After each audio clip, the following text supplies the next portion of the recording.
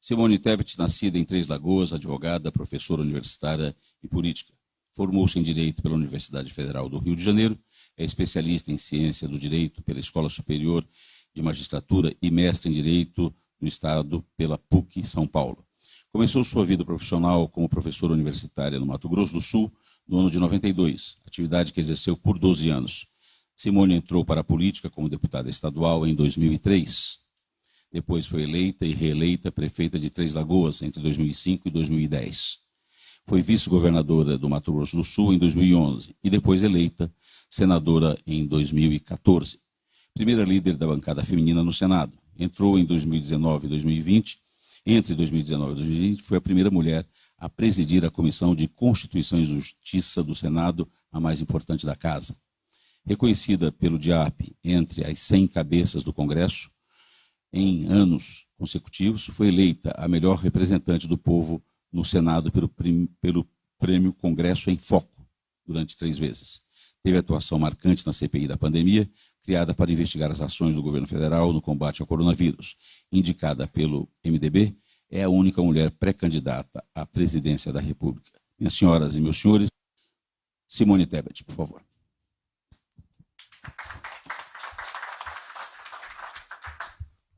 Muito obrigada. Bom, eu gostaria de, antes de mais nada, eu vou dizer que eu vou colocar o cronômetro aqui para que a gente possa ser fiel ao tempo que me foi destinado, retribuindo assim a gentileza do convite. Isso é coisa também de professor. Eu gostaria, em nome do nosso presidente, da Associação Comercial de São Paulo, mas também da Confederação das Associações Comerciais do Brasil, doutor Alfredo Coltait, cumprimentar todos os integrantes, dizer que é um prazer muito grande estar aqui, ao lado de alguns companheiros. Os senhores os conhecem hoje pelas missões que ocupam dentro da associação. Eu os conheço pela admiração que tenho, como no caso do ministro Jorge Bornhausen, que eu acompanho a vida pública há muito tempo, né, ex-governador do Rio Grande do Sul, hoje que está nos ajudando no programa de governo, Germano Rigoto, e esse meu colega senador, que fez uma deferência especial ao meu pai, senador Heráclito, que eu acompanhava não só aquela época, mas depois disso tive o privilégio de conviver com ele em alguns momentos. E a história que ele contou é a mais absoluta verdade, e eu estava em débito, tão em débito que quando semana passada estava pronta para vir, logo pela manhã, no domingo, meu marido testou positivo, e eu tive que, obviamente, aguardar 48 horas para fazer meu teste. E quando deu negativo, eu avisei a minha equipe. Eu vou semana que vem, nem que seja de maca.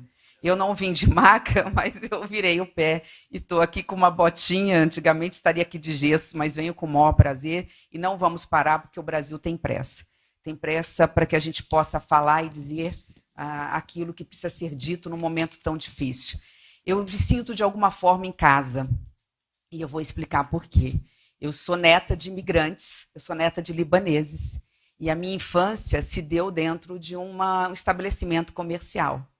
Meu avô paterno vendia de colchão, móveis a tecidos, enfim. E a minha infância se dava em cima dos colchões e ouvindo meu pai e meu avô contarem, né, que a qualidade do tecido não se constata pelos olhos, mas pelo tato e pelo ouvido. Então, assim, para mim, eu que passei a minha infância, na época, numa cidade do interior, eu sou do interior do Brasil, então eu conheço, né, esse Brasil profundo, tão carente, tão desigual, e a minha infância se passou dentro de um estabelecimento comercial e, de vez em quando, na boleia das charretes, porque, na época, os móveis e os colchões, né, eram transportados por charretes. Então, é assim que eu me apresento aos senhores, me sentindo realmente em casa. Acho que uma das cenas que mais me marcou nesse período de pandemia, obviamente que além das vítimas, né, das mortes prematuras, os mais de 650 mil vítimas, além daquele desespero dos profissionais da saúde, tentando, de alguma forma, salvar vidas, e aquela cena lamentável do estado do Amazonas, das covas rasas, sem nomes, né, e apenas corpos ali naquele momento. Sem dúvida nenhuma, uma das cenas que mais me marcou, que eu vi, especialmente nas televisões, mas pude presenciar nas capitais brasileiras, especialmente na minha, aqui no estado de São Paulo, foi das portas fechadas do comércio no Brasil afora, ou no Brasil adentro.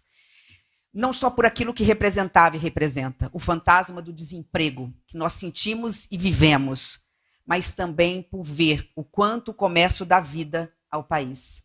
O setor do agronegócio ele está muitas vezes um pouco distante dos olhos das pessoas, mesmo o setor empresarial e da indústria. Mas os comércios fechados e as portas fechadas realmente, numa paralisia total da economia, nos assustou e nos assusta. Então, viva a abertura do comércio. Que bom que vivemos hoje um momento relativamente tranquilo, que podemos minimamente respirar. Mas o legado, seja da pandemia, seja dos fatores externos, como uma guerra que hoje está entre Rússia e Ucrânia, que são grandes exportadores de produtos de insumos para o Brasil e para o mundo, seja o legado da pandemia, aliado a fatores internos provocados pela política brasileira, nos traz uma grande preocupação. O Brasil vive talvez um dos momentos mais difíceis, mais complexos de toda a sua vida desde a redemocratização. Porque, aliado à crise econômica, nós temos uma crise política institucional sem precedentes. A política foi ao chão em determinado momento e hoje nós temos cacos que temos que, de alguma forma, que juntar. Numa visão muito rápida, porque não estamos aqui para falar de diagnósticos os senhores conhecem muito mais do que eu, mas apenas para que a gente possa aqui fazer essa introdução do que significaria, do que significa a reconstrução do Brasil que nós temos.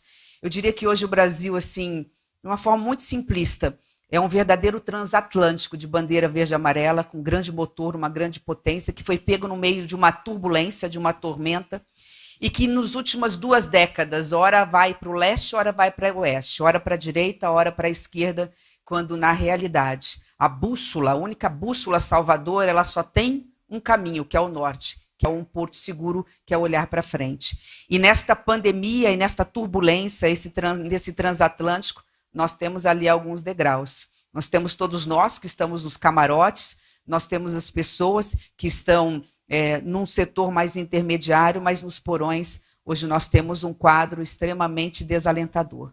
Nós estamos diante de, pela primeira vez em muito tempo, de 27 milhões de miseráveis. Desses miseráveis, muitos pulam uma refeição ou pulam um dia sem comer. Nós temos, e os senhores têm esses dados à mão, nós temos 33 milhões de pessoas subutilizadas por uma economia paralisada, subutilizadas porque não têm condições de oferecer, porque não têm qualificação para poder ser contratados de forma digna por todos nós, pelo setor produtivo. Nós temos uma geração e uma legião de população desalentada. As pesquisas que a gente tem à mão, e os senhores também os fazem, têm um dado muito maior e muito mais grave em relação a essa situação do Brasil, que é muito mais grave do que a situação econômica, que é o desalento, que é a desesperança, que é o desespero. Nunca nós tivemos, nos últimos 20 e poucos anos que eu analiso pesquisas, e repito, os senhores também o fazem, nós tivemos um quadro tão grave, de desalentados, de pessoas que não têm mais esperança. 5 milhões de pessoas não saem mais de casa em busca de emprego, porque no lugar de uma placa procura-se, encontra-se uma placa não há vagas.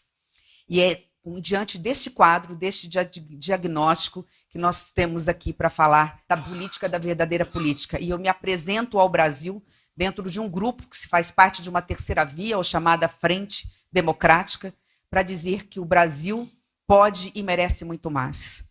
Que a soberania é do povo, mas é preciso que os partidos políticos e que a classe política apresente alternativas de poder. Nós não podemos ficar diante de 2 dilemas, entre voltar ao passado ou permanecer no presente. Eu não escolho nenhuma coisa nem outra. Eu escolho o futuro. E o futuro passa por partidos tradicionais e responsáveis que apresentem nomes ao Brasil, que possam se apresentar com propostas concretas. Se eu pudesse, para encerrar esse diagnóstico, e aí falarmos de soluções para o Brasil,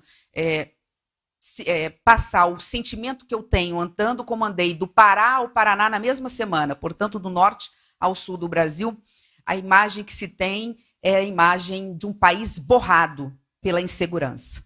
Seja pela forma como o mundo nos vê hoje, seja pela forma como nós nos vemos.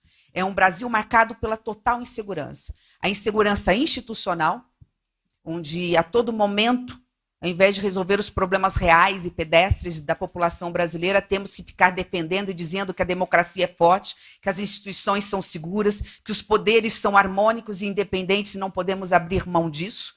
Seja através dessa insegurança institucional, que ora fala em ameaça às instituições, à imprensa livre, ao nosso direito de ir e vir, nós temos que estar sempre dizendo que a democracia é o nosso bem maior, que nós amamos democracia e não abrimos mão dela. Seja em relação à insegurança jurídica, a insegurança jurídica que é a mais grave de todas elas, que é a que leva à insegurança social e insegurança ambiental. A insegurança jurídica de termos que dizer que nós honramos a Constituição, os acordos cumpridos, que não é um presidente ou um governo de plantão que há 4 anos muda as regras e a legislação a seu bel prazer, causando um efeito cascata devastador na economia brasileira. Então, temos que estar falando dessa insegurança jurídica que, infelizmente, leva a que a gente tenha puxadinhos para resolver o problema da economia do Brasil, porque nós não temos um grande arcabouço jurídico que a gente possa dizer ele existe, que é a Constituição, e nós cumprimos os acordos e cumprimos as regras. Eu falo especificamente, dou aqui 2 exemplos muito claros e muito objetivos em relação a esse assunto. Recentemente, nós aprovamos a PEC do calote, lamentavelmente. Uma PEC que vai ter um efeito devastador nas contas públicas. Nós empurramos por 10 anos os pagamentos, os contratos, os precatórios, e simplesmente para abrir espaço fiscal, não para resolver problemas, investindo e colocando no setor produtivo para alavancar o crescimento e desenvolvimento do Brasil, mas simplesmente para fazer populismo, para que pudesse abrir espaço para o orçamento secreto. Um orçamento que não tem transparência, um orçamento que eu, como senadora da República, não sei para onde vai, porque não o recebo, onde nós temos 16 bilhões de reais indo para currais eleitorais para poder atender A ou B, em detrimento de quase 600 parlamentares que teriam o direito, de forma republicana, a repassar por emendas parlamentares transparentes os seus recursos. E dou um segundo exemplo, né, que recentemente aconteceu e agora, através de uma medida provisória, querem mais uma vez levar um passivo para que o povo brasileiro pague a conta. Com a capitalização da Eletrobras, se colocou um verdadeiro jabuti na privatização da Eletrobras, estabelecendo que nós teremos que construir termoelétricas no Nordeste brasileiro para atender meia dúzia de usineiros numa região onde não tem gás, não tem gasoduto. Nós teremos que fazer esse gasoduto com dinheiro público. Está se orçando algo em torno de 100 bilhões de reais. 100 bilhões de reais para atender meia dúzia de usineiros no Nordeste brasileiro, enquanto não atendemos os lobbies legítimos do servidor público, da associação comercial, do setor do agronegócio, do setor da indústria. Esse é algo que vocês vão começar a ver estampado a partir da semana que vem. Então, a insegurança jurídica, talvez, de todas as inseguranças, seja mais grave, porque ela leva à terceira insegurança, que é a insegurança social. Hoje nós somos o celeiro do mundo, hoje nós alimentamos 800 milhões de pessoas no planeta. Nós temos uma agricultura, um agronegócio de precisão, de produtividade, mas nós somos incapazes de alimentar 5 milhões de crianças brasileiras que dormem com fome todas as noites. Então, diante dessa desigualdade social sem precedentes, ou talvez que se iguale à década do final dos anos 80, início dos anos 90, nós estamos diante do nosso maior problema. E talvez da nossa principal missão, pelo menos é a minha, diminuir a desigualdade social, erradicar a miséria, porque é possível erradicar a miséria e diminuir a pobreza no Brasil. São 2 coisas distintas e 2 coisas possíveis. A insegurança social é fruto da insegurança institucional e da insegurança política. Por que eu digo isso, indo para a última questão, que é a insegurança ambiental? Porque toda vez que nós temos uma insegurança institucional, toda vez que nós temos um 7 de setembro, toda vez que nós temos uma ameaça entre poderes, não estou aqui para julgar o que quer que seja, estou falando dos 3 poderes como um todo, que hoje não são mais harmônicos, embora sejam independentes, quando nós temos falas infelizes da classe política, o dólar sobe, a bolsa cai. Isso impacta direto no bolso ou nas famílias brasileiras. Hoje a classe média não está mais dependente do cartão de crédito ou devendo o cartão de crédito porque parcelou uma viagem 10 vezes para ir para o Nordeste. Hoje ela está devendo o cartão de crédito porque ela está parcelando e está utilizando o cartão de crédito no supermercado para poder comer. Não há crescimento, não há desenvolvimento e não há camarote que se sustente, que somos nós, nesse transatlântico, se nós não tivermos uma sociedade minimamente equilibrada no que se refere à igualdade. Então, e por fim, nós estamos diante da insegurança ambiental. Não porque não façamos o dever de casa, nós temos uma das matrizes energéticas mais limpas do Brasil. É verdade, com uma série de gargalos, é verdade que precisamos investir, é verdade que nós somos ainda muito dependentes das hidrelétricas, que correspondem a quase 60% das nossas fontes energéticas. Podemos falar disso lá na frente. Mas temos uma das matrizes energéticas mais limpas do mundo. Nós temos nosso agronegócio é sustentável. Ele é de precisão. Ele tem produtividade. Nos últimos 10 ou 15 anos, nós quase não desmatamos para poder produzir. Mas nós temos um problema de imagem muito sério diante do mercado exterior. Porque nós não sabemos nos comunicar com o mundo. Ao contrário, hoje nós temos um governo que muitos acham que ajuda, eu particularmente acho que atrapalha o agronegócio brasileiro. Eu sou do agronegócio, eu sou do Centro-Oeste e sou do agronegócio brasileiro, que hoje impede o Brasil de mostrar que tem um agronegócio sustentável e que o nosso problema é muito específico, e é verdade, na Amazônia Legal. Temos um governo hoje que flexibiliza regras e decretos ambientais e que tenta implantar dentro do Congresso Nacional mineração em áreas indígenas, flexibiliza a fiscalização e controle de grileiros em áreas da Amazônia Legal, e com isso contamina os dois Brasis. Nós temos duas realidades distintas, a da Amazônia Legal, que precisa de proteção com, obviamente, floresta em pé, mas economia sustentável, utilizando-se a agricultura familiar, o agronegócio sustentado da Amazônia para produzir, cada vez produzir mais, e nós temos o agronegócio brasileiro. E ao não fazer essa separação e não combater aquilo que fizemos na COP26, o compromisso com o Acordo de Paris, de não desmatar de forma ilegal, desmatamento zero, nós estamos fechando as portas do comércio exterior para o Brasil. Então, esse também é um problema. E aí, como? Né? A pergunta final é como? Como podemos mudar esse cenário de insegurança no Brasil? Institucional, político, portanto, jurídico, social e ambiental. O primeiro, e acho que é o mais importante, e nessa eleição vai ser possível se fazer isso, é o fim da polarização ideológica e garantir um ambiente de paz ao Brasil. Sem isso, nós não temos nada. Diálogo, moderação, equilíbrio, saber ouvir, saber dialogar e saber entender quais são os verdadeiros problemas do Brasil. Enquanto nós ficarmos nessas crises artificiais sendo criadas, no embate político entre esquerda e direita, porque se retroalimentando apenas com um projeto eleitoral para se chegar no segundo turno e depois tentar, quem sabe, talvez em 2023, reconstruir o Brasil, nós vamos sucumbir. Eu tenho dito para alguns que vão me procurar que, quando falam de 2023, presidente Alfredo, que antes de chegar em 2023, nós temos que sobreviver a 2022. E a toda a agenda de retrocesso que hoje paira no Congresso Nacional.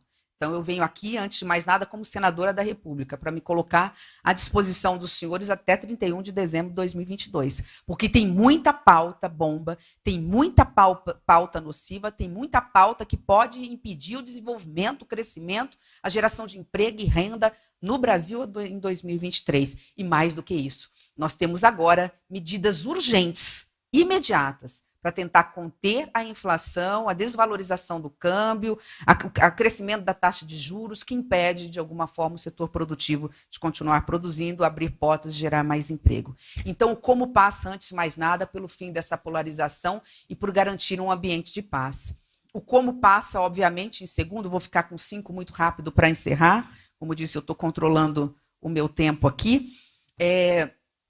No combate à pobreza, em seus mais diversos aspectos. O combate à pobreza tem pelo menos nosso governador Germano 2 linhas de frente, uma imediata e uma a pequeno e médio prazo. A imediata é, sem dúvida nenhuma, transferência de renda permanente, de forma criteriosa, como um programa de Estado e não de governo, para que chegue na ponta daquelas famílias que hoje passam fome e precisam, o mínimo necessário para garantir sua cesta básica.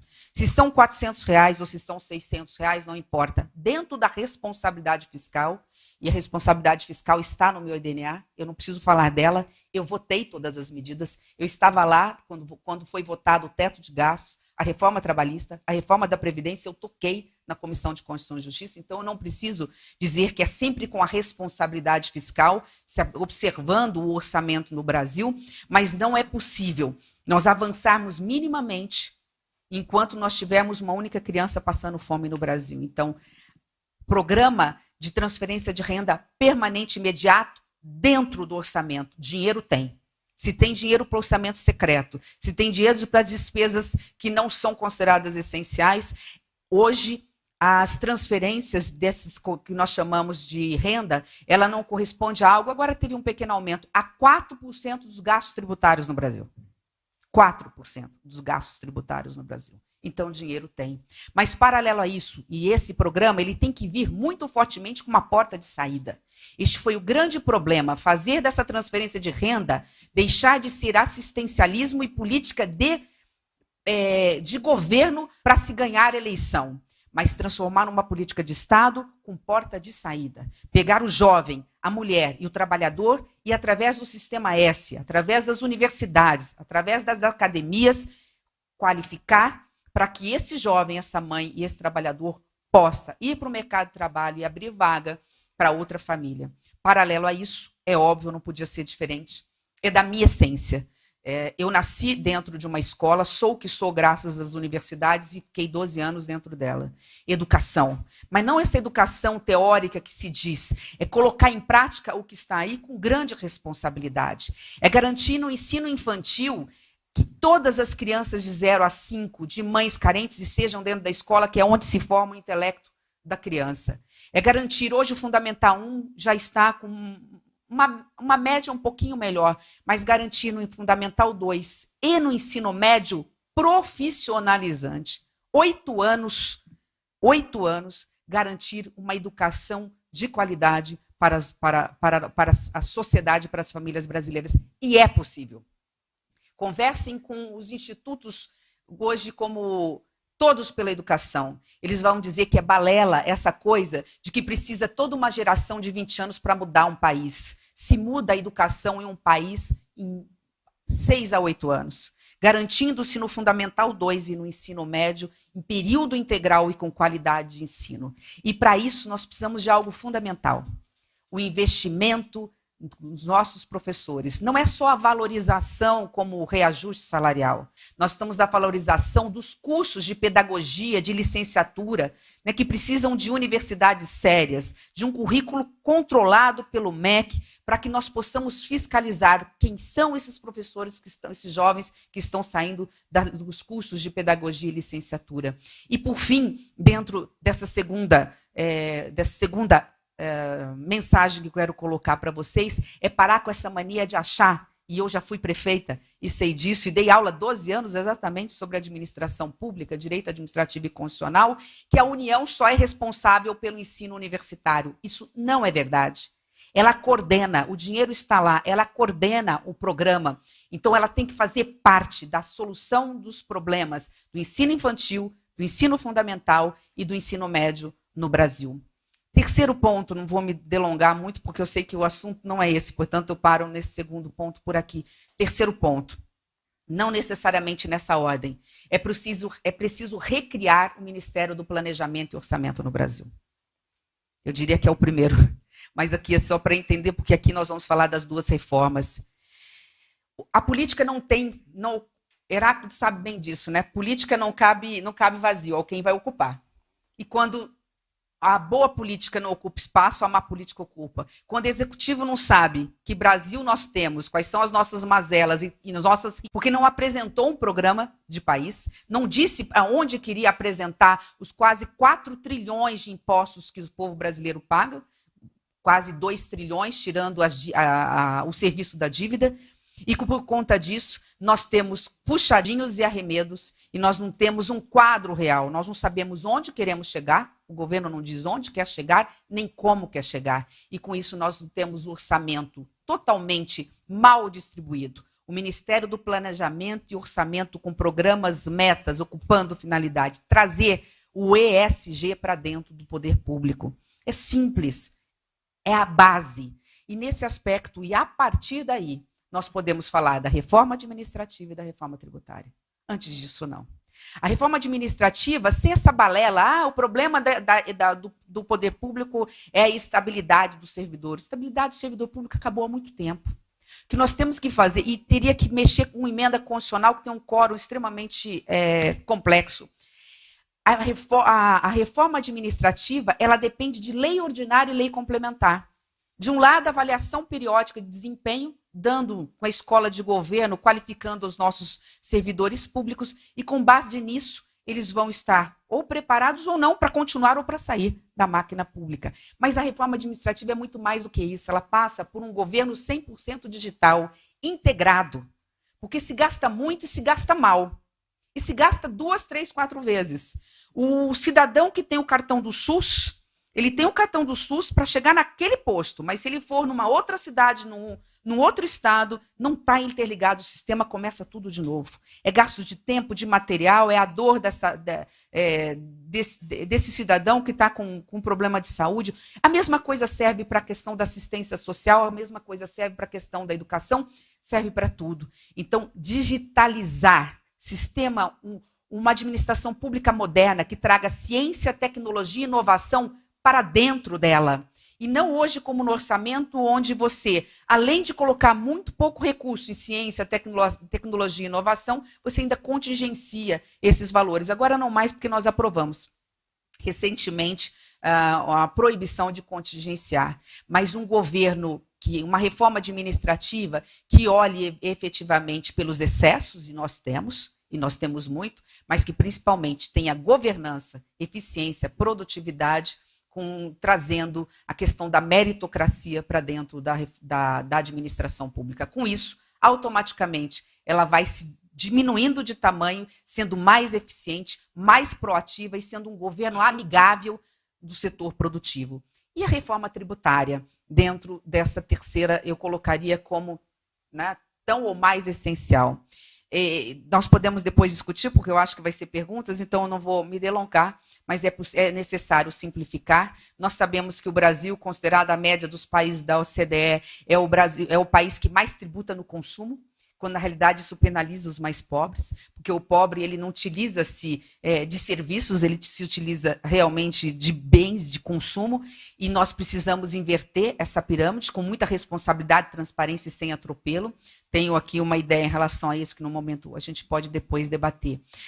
Indo já para o final, tenho aqui mais 5 minutos, deixa eu olhar aqui se é isso mesmo, tendo aqui mais 5 minutos, nós falamos, obviamente, do fim da polarização e da paz, da segurança. Nós falamos aqui do combate à pobreza. Nós falamos, olhando para dentro da máquina pública, da necessidade do Ministério do Planejamento, do Orçamento e de uma reforma administrativa e tributária. E na reforma tributária, uma última palavra, nós cobramos muito e cobramos mal. E indo para o quarto e penúltimo ponto, um novo pacto federativo. Não é possível que nós tenhamos 80% dos serviços públicos de responsabilidade dos nossos prefeitos e uma parte dos governadores, e esse mesmo percentual, quase que 70%, 60 e poucos por cento, de recursos quase que nas mãos do governo federal, uma parte do governo estadual. Essa conta não fecha. Nós queremos moradia, nós queremos saúde de qualidade, educação de qualidade, segurança pública, nós queremos obras de infraestrutura, drenagem, asfalto, e o município, o prefeito, não fica com 20% do orçamento. Então, é fundamental um pacto federativo municipalista, mas coordenado pelo governo federal. O problema da pandemia, da crise sanitária no Brasil, por que nós fomos um dos piores países no controle da pandemia mundial? O que salvou foi o SUS e a vacina e aquela expertise dos nossos profissionais e aquela consciência do cidadão brasileiro da importância da vacina, porque nós viemos com esse histórico. O problema é que nós não tivemos uma coordenação nacional. O que faltou na pandemia sanitária faltava e falta. Nos últimos 20 anos, eu estou aqui, não estou aqui especificando A ou B. Falta o seguinte entendimento: quem coordena, quem é o chefe da coordenação de políticas públicas no Brasil, daquilo que é essencial, não é o prefeito, não é o governador. Nós somos uma república federativa e a federação exige da responsabilidade do presidente da República. O presidente da República não pode terceirizar responsabilidades, não pode culpar terceiros. Ele faz parte do problema e faz parte da solução. Então, é trazer governadores e prefeitos numa grande coordenação para resolver o problema da saúde, da educação, a questão ambiental, a questão das obras de infraestrutura. E, por fim, para não me delongar, porque disse que quero aqui ser precisa com o tempo, uma agenda de desenvolvimento que envolva tecnologia e produtividade. Essa agenda de desenvolvimento voltada para o setor produtivo. Algumas coisas nós já falamos, desde a questão da educação, do curso profissionalizante, de escolas técnicas, do ensino universitário, é óbvio, né, que aí nós estamos falando de produtividade. Nós temos, como disse, 33 milhões de subempregados, porque eles não têm condições de oferecer mais do que oferecem, para que vocês possam absorvê-los de uma forma mais ampla e completa. Nós já falamos de tudo isso, mas é também muito importante que, dentro dessa segurança, nós possamos garantir regras claras, transparentes. Então, aí envolve um pacote de situação, que vai da matriz energética limpa a uma diplomacia, e um dos grandes ministérios tem que ter muita atenção com ele, é o Ministério das Relações Exteriores, que é aquele que vai ter capacidade de voltar a unir ao Brasil ou o resto do mundo. É a inserção globalizada, com regras claras, objetivas, dizendo o que fazemos e o que não fazemos. Que a soberania nacional, a soberania é nossa, mas que sabemos que vivemos num mundo globalizado, onde precisamos abrir as portas e precisamos do comércio exterior para voltar a crescer. Então, diante desse plano, e esse programa está sendo desenhado por diversas mãos e vai ser desenhado também com a participação dos senhores, nós podemos apresentar uma Agenda Brasil a partir de 2023, que tem um olhar muito especial para uma agenda de desenvolvimento no que se refere à questão da produtividade, envolvendo tecnologia, ciência, inovação e economia verde. Esta palavra final, eu acho que resume tudo aquilo que, de alguma forma, ainda falta para o Brasil. Então, assim, deixo, obviamente, que a partir daí me encontro à disposição para que nós possamos trocar ideias, mas eu gostaria de finalizar lembrando aqui um poeta que eu gosto muito, que é da minha terra, Manuel de Barros, já que estamos aqui na Associação Comercial, né, e que tive o privilégio aqui da lembrança do Heráclito aqui em homenagem ao meu pai, fazer uma referência ao meu avô. Eu tenho um poeta no meu estado, Manuel de Barros, que ele é o poeta das coisas simples. Ele diz, entre outras coisas, né, ele dizia que o valor das coisas, já que eu estou aqui numa associação comercial, não me leve a mal pelo que eu vou dizer, o valor das coisas não se mede pela fita métrica, nem pela balança ou pelos barômetros, etc. O valor das coisas se mede pelo encantamento que elas produzem em todos nós.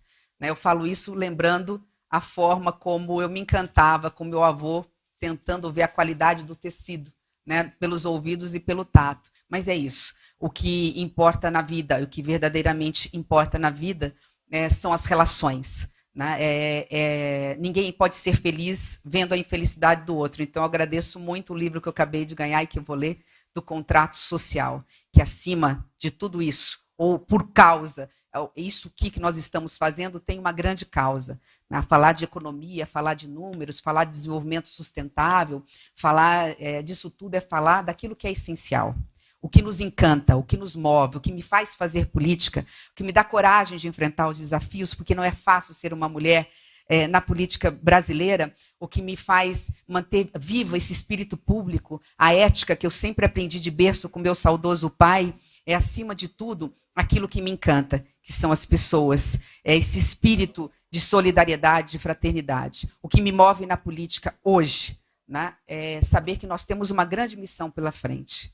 É erradicar a miséria, diminuir a pobreza, a desigualdade social. A nossa verdadeira obsessão tem que ser com emprego, emprego, emprego, qualidade de vida, né, melhorar a renda das pessoas. e fazer com que nós tenhamos um Brasil que hoje é tão rico, que possa ser um Brasil que distribua essa riqueza de alguma forma para todos. Ninguém pode ser feliz vendo a infelicidade alheia. E hoje a cara mais pobre do Brasil, lamentavelmente, não é a nossa cara. É a cara de uma mulher negra e nordestina. Essa desigualdade do Brasil, ela é cruel porque ela não é apenas social. Ela é uma desigualdade regional, é uma desigualdade racial, é uma desigualdade de gênero entre homens e mulheres. Os desafios são grandes, mas nós temos a capacidade de reconstruir o Brasil muito rapidamente, porque nós temos um setor produtivo como o dos senhores preparados e nós temos dentro da política também verdadeiros valores. Basta que nós possamos continuar acreditando e tendo esperança neste país que é um país abençoado por Deus. Muito obrigada. Muito obrigado pela explanação da senadora Simone Tebet. Nessa etapa dos trabalhos, nós vamos ouvir a mesa, na sequência, as perguntas que vêm das federações e confederações e depois aos nossos companheiros aqui presentes que farão também suas perguntas. A Ana Cláudia Badra Cotard está inscrita para fazer a pergunta.